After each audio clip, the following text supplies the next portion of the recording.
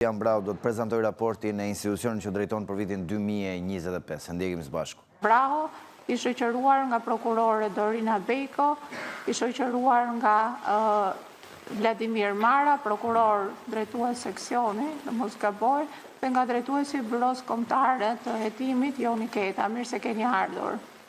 Raporti është shpërndar, ju e keni dorëzuar, të gjithë anëtarët janë njohur, në qoftë se mund të filloni brenda një kohe dhe temi të arsyeshme si dhe në herët e tjera të raportimeve, rreth 15-20 minuta. Fjala për ju. Faleminderit zëvendës kryetare, nderuar anëtarë të Këshillit Lartë të Prokurorisë, nderuar pjesëmarrës të ftuar. Përmbushje të detyrimit ligjor dhe kushtetues po i paraqesin në mënyrë të përmbledhur të dhënat kryesore të raportit vjetor të vitit 2025 për strukturën e posaçme.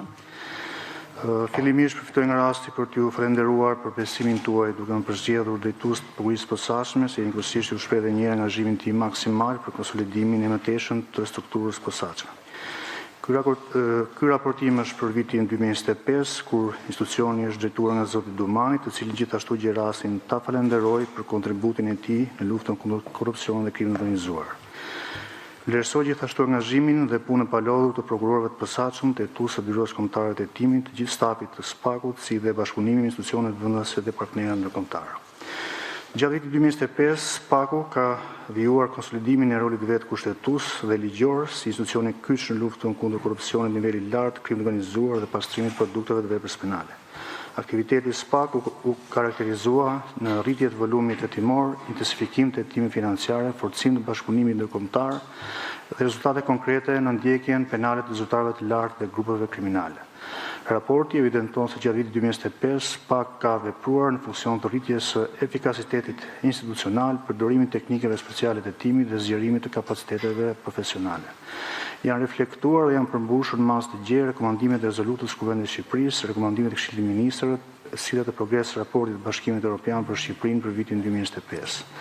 Gjatë këtij viti raportues, SPAK-u ka kontribuar në një masë të konsiderueshme në raportimin e vendit tonë edhe në kuadër të raundit të 6 të vlerësimit të Shqipërisë nga Komiteti Manival i Këshillit të Evropës, duke përfshirë në vlerësimin e 9 prej 11 rezultateve të menjëhershme të këtij procesi. Takimet në grupin e ekspertëve të Manivalit u përmbyllën javën që shkoi dhe jemi ende në proces për zhvillim e shtesë që ka ky vlerësim. Për sa i përket volumit të punës, gjatë vitit prokuroria e posaçme ka hetuar gjithsej 871 procedime penale, krahasuar me vitin 2024, volumi i punës së SPAK-ut është shkritur me 4.9%. Nga arritjet domethënëse të vitit 2025 është dhe rritja e rolit proaktiv të prokurorëve të posaçëm.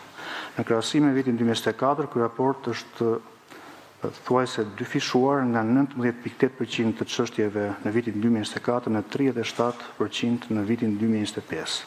Nëse do t'i referohemi efektivitetit në hetim për vitin 2025, raporti mes procedimeve penale të reja, të regjistruara që është 294, dhe çështjeve hetimeve të përfunduara që është në shifrën 216, ka pasur një rritje për 7%. Për sa i përket efektivitetit në gjykim, ka mbetur në nivele të qëndrueshme gjatë periudhës 2021-2025. Krahasuar me vitin 2024, totali i vendimeve të gjykatës së posaçme është rritur lehtë me 5.5% nga 72 në 76 vendime, duke reflektuar stabilizim të volumit të çështjeve të përfunduara. Vendimet e fajësisë përbëjnë rreth 87% të totalit, 66 nga 76, ndërsa vendimet e pafajësisë janë rreth 30%, 10 nga 76, duke treguar nivelin e lartë të efektivitetit të prokurorisë posaçme në fazën e gjykimit. Gjatë vitit 2025, numri i rekurseve të paraqitur në kolegjin e të gjykatës së lartë për çështjet e hetuara nga SPAK-u është shtullur ndjeshëm me rreth 63% nga 87 në 32. Për këto çështje, gjykata e lartë ka shqyrtuar dhe marrë 59 vendime përfundimtare, ndërsa një vendim është marrë nga gjykata kushtetuese. Për sa i përket masave të sigurimit, një vend qendror në veprimtarinë tonë zë politika penale aplikuar përmes masave të sigurimit. Politika penale gjatë vitit 2025 është udhëhequr nga parimi i proporcionalitetit dhe i nevojës, duke konsideruar arrestin në burg si mjetin e fundit të sigurimit personal. Kështu, krahasuar me vitin 2024, masa e sigurimit arrest në burg ka pësuar rënje si në vlerë absolute me rreth 53.4% nga 236 raste në vitin 2024 në 110 raste në vitin 2025, ashtu dhe në raport me numri total të masave të aplikuara nga rreth 61% në vitin 2024 në 39% në vitin 2025. Prej totalit të rasteve për vitin 2025, rreth 3.45% e tyre lidhen me vepra penale të korrupsionit, ndërsa 21.14% e totalit të tyre lidhen me vepra penale të krimit organizuar. Në terma numerik, nga 434 persona në hetim në vitin 2025 janë hetuar me masën sigurimit arrest në Burg, gjithsej 110 persona të arrestuar dhe 65 persona të tjerë në mungesë. Për veprat penale të korrupsionit është zbatuar masa sigurimit arrest në Burg vetëm për 15 persona të arrestuar dhe 5 të tjerë në mungesë. Përsa i përket luftës kundër korrupsionit përfshirë dhe atë të nivelit lartë, dhënat e vitit 2025 tregojnë se korrupsioni në institucionet publike dhe sistemin e drejtësisë mbetet një fenomen shqetësues, i cili përfshin funksionar vendor dhe administrativ, por edhe prokuror, gjyqtar, punonjës policie e të tjerë. Në këtë drejtim, SPA ka shënuar një rritje për rreth 18% të çështjeve të reja për korrupsion nga 186 në 220 dhe rreth 12% nga 189 në 156 të çështjeve të përfunduara krahasuar me një vit më parë.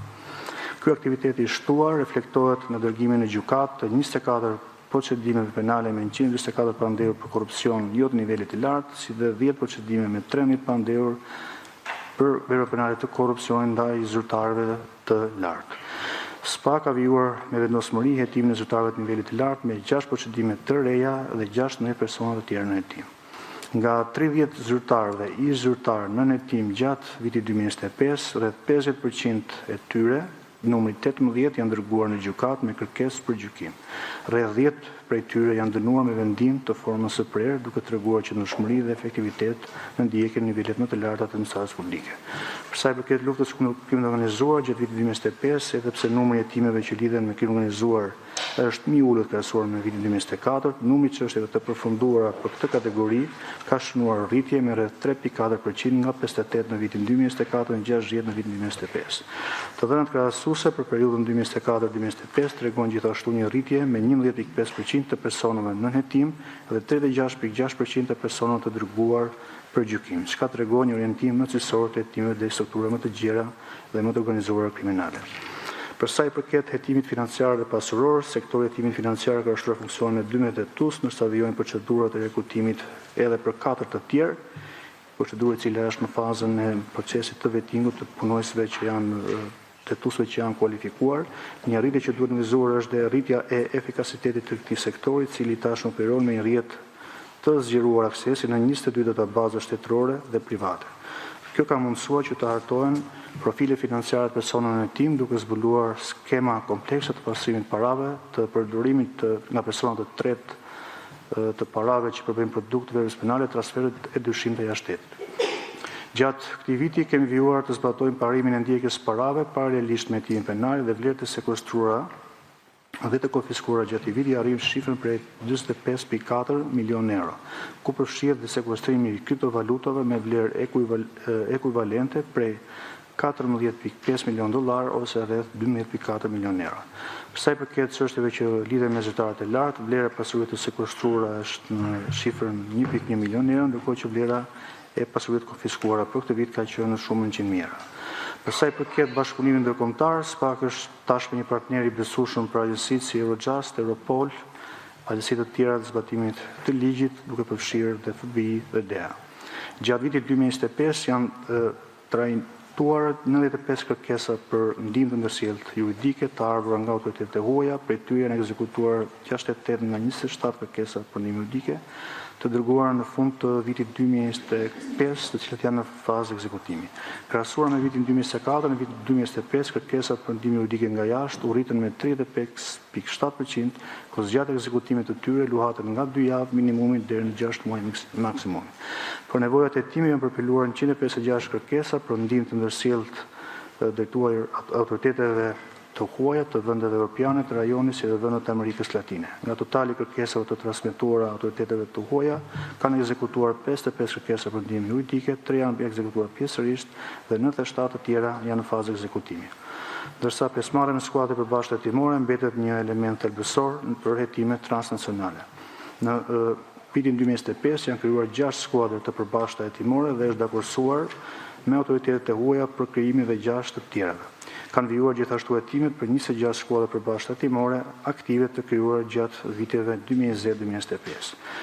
Për sa i përket bashkëpunimit me institucionet publike, sa i takon këtij bashkëpunimi është shënuar një përmirësim relativ gjatë vitit 2025, kështu hetimet e filluara me referime nga Policia e Shtetit janë rritur në masën rreth 70%, sa hetimet e nisura nga referime nga institucionet publike kanë shënuar një rritje me rreth 15%. Nga ana tjetër, hetimet e filluara me kallëzim nga subjekte politike dhe persona juridike kanë pasur një rënje përkatësisht me 50% dhe 75%. Për 1 janarit të vitit 2025, SPAU ka marrë dhe kompetencët e ish komisionerëve publik, drejtuesi prokurisë dhe 2 drejtues të seksioneve kanë trajtuar 41 ankime të pashkërtuara, duke përfunduar 32 prej tyre pranë kolegjit posaçëm apelimit ose në 68% në vlerësim me përqindje. Janë zhvilluar gjithsej 107 seanca gjyqësore për këtë proces, duke garantuar pasërtinë e figurës në sistemin e drejtësisë. Sa i përket menaxhimit të çështjeve, Prokuria e Posaçme gjatë vitit 2025 vijoi zbatimin dhe konsolidimin e sistemit të menaxhimit të çështjeve me synim aktivizimin e plot të moduleve, rritjen e efikasitetit dhe gjenerimin e statistikave në kohë reale. Në janar të vitit 2025 nisi zbatimi praktik i sistemit me përmirësime të vazhdueshme funksionale ku përfundua zhvillimi dhe implementimi i modulit të referimit dhe procedimeve pasurore, modulit të statistikave sipas formatit zyrtar të raportimit, që mundëson dhe identifikimin e backlogut të çështjeve. Sa i përket burimeve njerëzore dhe buxhetit, SPAK gjatë vitit 2025 kanë ushtruar detyrën 124 punonjës, realizimi faktik i shpenzimeve është në vlerë 1.352 milion lek nga 1.408 milion lek të parashikuara ose 91% e planit të rishikuar. Një pjesë e madhe e fondeve është orientuar dhe të pajisjeve elektronike, licencave egzaminuese dhe infrastrukturës zgjodimës së re. Kemi përfituar asete teknike nga EU4LEA, ICITAP ose BNCA, duke forcuar kapacitetet paranduar dhe buxhetin e shtetit. Për sa i përket Byros Kombëtare të Hetimit, gjatë vitit 2025 u zgjodh drejtori i ri i Byros Kombëtare të Hetimit, roli i drejtorit në vite që do vinë do të jetë përcaktues për të filluar bashkëpunimin mes septuesve dhe prokurorëve. Gjatë vitit 2025, BKH ka shënuar përparim të dukshëm në fuqizimin e kapaciteteve të saj dhe zbatimin e rekomandimeve të Komisionit Evropian. Drejt kryesore përfshin rritjen e numrit të referimeve, finalizimin e marrëveshjes së bashkëpunimit me Policinë e Shtetit sipas të 29 të ligjit nr. 95/2016, si dhe procesit vijus të rekrutimit të 10 oficerëve të shërbimit të policisë gjyqësore, ndërsa aktualisht është bërë edhe për zgjedhja e zyrtarit zyrtarit të Byros Kombëtar të Hetimit, rol për të cilin kandiduan 11 kandidatë. Në aspektin struktural, BKH ka ngritur seksionin e përgjimit parandalus gjatë vitit 2025, ndërsa janë kryer zhvillime të tjera strukturore gjatë 3 muajit të parë të vitit 2026. Hetuesit kanë rritur aksesin në 22 databaza kombëtare dhe 3 huaja në negociata për të shtuar edhe 14 institucione të tjera dhe një agjenci të huaj. BKH ka vazhduar gjithashtu pjesëmarrjen në platformën Impact dhe ka siguruar trajnime të vazhdueshme për hetuesit e saj. Këto përparime janë ndërlidhur me adresimin e prioriteteve të integrimit evropian, rezolutë në kuvend të rekomandimet të Këshillit të Ministrave. Për sa i përket sfidave për vitin 2026, pavarësisht suksesave edhe mbeten disa sfida, për të cilave janë evidentuar, disa për të cilave janë evidentuar edhe në vitet e mëparshme, që lidhen së pari me vazhdimin e hetimeve të mëtejshme të korrupsionit të zyrtarëve të lartë dhe krimit të organizuar, duke u përshtatur dhe duke u përgjigjur sfidave të vazhdueshme që paraqesin këto fenomene. Konsolidimin e veprimtarisë së mëtejshme të Byros Kombëtare të Hetimit dhe konkretisht sektorit të vlerësimit informacionit kriminal si një strukturë specializuar për mbështetjen e hetimeve komplekse, matjen e riskut dhe rritjen e rolit proaktiv për fillimin e çështjeve kryesisht. Nevojën për plotësimin e të gjitha pozicioneve të parashikuara në strukturën e prokurisë posaçme dhe të BKH-s, vazhdimin e zbatimit të strategjisë për uljen e backlogut, konsolidimin e plot të sistemit të menaxhimit të çështjeve, akomodimin në ambientet e reja brenda muajit qershor-korrik 2026, statusin e prokurorit posaçëm pas përfundimit të mandatit, statusin e specialistit ndërlidhës, mungesën e kompetencës për njohjen dhe ekzekutimin e vendimeve penale të huaja, ekstradimin dhe deportimin e shtetit shqiptar nga shtete të tjera, sidomos nga Emiratet e Bashkuara Arabe. Të nderuar antar, raporti i vitit 2025 reflekton përkushtimin dhe profesionalizmin e institucionit që po përballet çdo ditë me sfida komplekse, por që po synon të japë rezultate të prekshme. Ne mbetemi të vendosur të vazhdojmë në këtë rrugë me të njëjtën pamësi dhe integritet, duke forcuar më tej besimin e publikut dhe duke garantuar që askush mos jetë mbi ligjin. Së pak do të vijoj me vendosmëri të kryehetimeve të ngrej akuzat të bazuara vetëm në prova dhe në ligj, duke shmangur çdo perceptim për drejtësi selektive. Lufta kundër korrupsionit dhe krimit organizuar mbetet një angazhim ynë i përditshëm, i cili do të zbatohet në pas të parimit të ligjshmërisë. Ju faleminderit për vëmendjen. Faleminderit zoti Brau për prezantimin e përmbledhur. Tani është rada e antarëve, nëse kanë pyetje apo komente lidhur me raportin